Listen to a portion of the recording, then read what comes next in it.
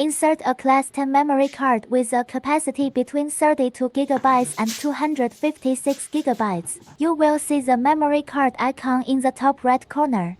Click on Card Record to enter the DVR. Here you can control video recording, pausing, and starting. Click here to lock the current video segment, making it easier to find in the video library. Click here to save the current frame as an image. Click here to decide whether the video recording includes audio. Click here to switch to split screen mode, displaying the front view, rear view, or both simultaneously.